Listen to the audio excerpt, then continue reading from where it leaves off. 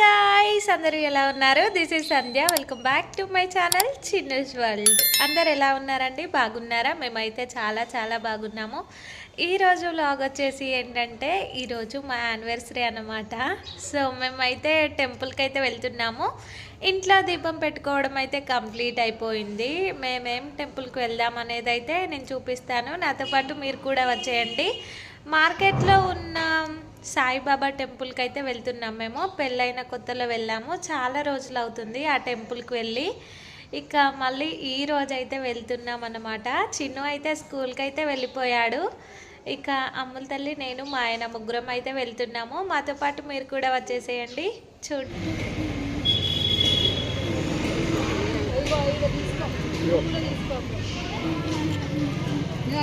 తక్కువనేమో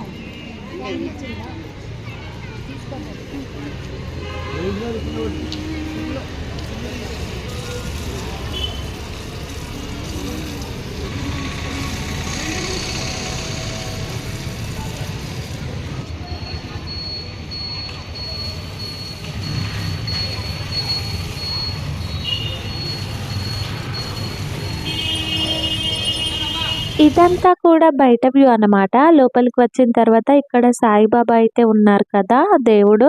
ఆ దేవునికైతే తులసాకులతో మాలనైతే వేశారు. ఇక్కడ పూజారి గారు అయితే కూర్చున్నారు కదా, ఆయనే అక్కడ అర్చన అయితే చేస్తారు కింద కూర్చోబెట్టుకొని.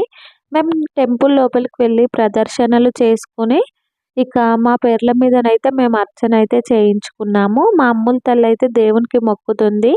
అర్చన చేయించుకోవడం కంప్లీట్ అయిపోయిన తర్వాత ఇక్కడ బయట కొబ్బరికాయనైతే కొడుతున్నాను నేను. మేము టెంపుల్ కి వెళ్ళింది కూడా గురువారం రోజే. ఇక ప్రతి గురువారం ఈ టెంపుల్లో అన్నదానం అయితే పెడతారంట.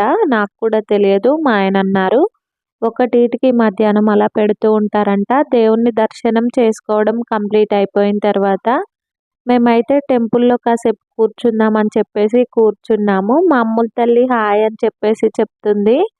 ఇక 1 వరకు అయితే చాలా మంది వచ్చారు. ఇక్కడ భజనలు, కీర్తనలు, మంచిగా డోలు వాయించుకుంటూ డప్పులు కొడుతుంటూ మంచిగా పూజలు అయితే చేశారు. ఈ టెంపుల్ పక్కనే శివయ్య టెంపుల్ కూడా ఉంటుంది. అక్కడికి కూడా వెళ్ళి శివయ్యకు మొక్కుకొని అభిషేకం చేసి ఇక మేమైతే మళ్ళీ టెంపుల్కే వచ్చేసి కూర్చున్నాము. ఇక్కడ మీరు చూస్తున్నారు కదా, ఇదైతే పల్లకి సేవ అంటారంట. దేవుణ్ణి ఇందులో పడుకోబెట్టి పల్లకి సేవనైతే చేస్తారంట.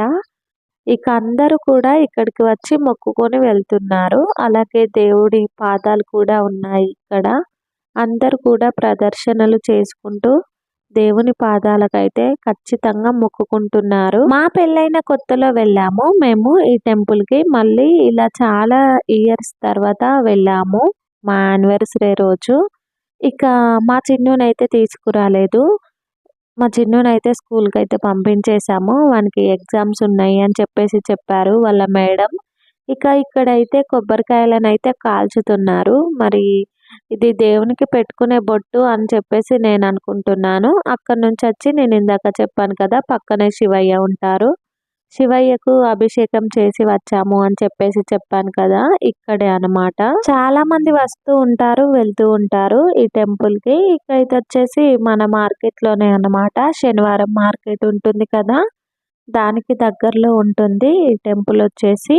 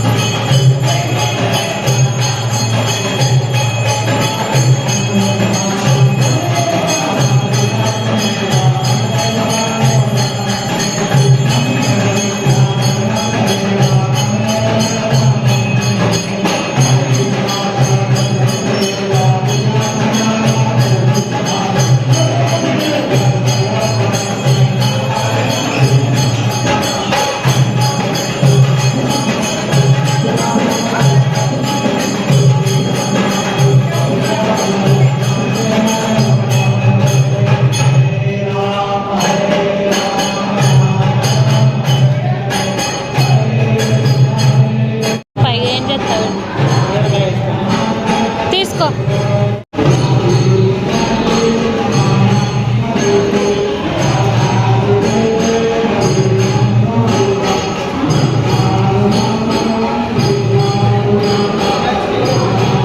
టెంపుల్ నుంచి ఇంటికి అయితే వచ్చేసాము. ఇక నైట్ అయితే మా వాళ్ళందరూ కూడా వచ్చారు.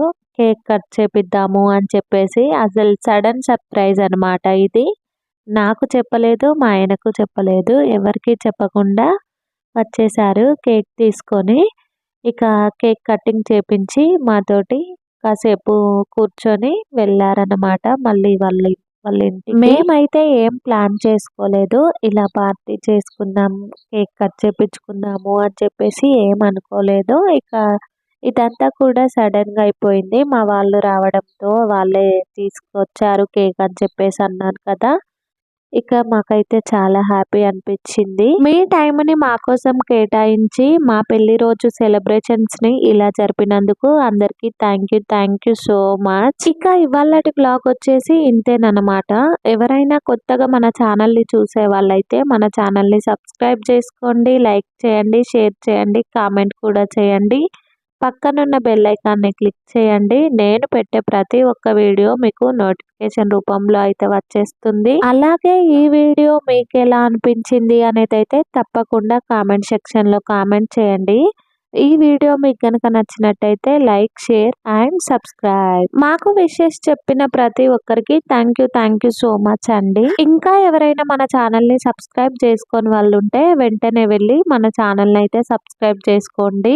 మరిన్ని మంచి వీడియోలతో మళ్ళీ మేము ముందుకు వస్తాను. సైనింగ్ ఆఫ్ మీ సంధ్య. Bye bye. సబ్స్క్రైబ్ చేసుకోండి. బాయ్. వీడియో ఇస్తాను, ఫోటో ఇస్తలేను మరి. అదొకటి నీకు అర్థం కదా అందుకే తెలుసు కదా.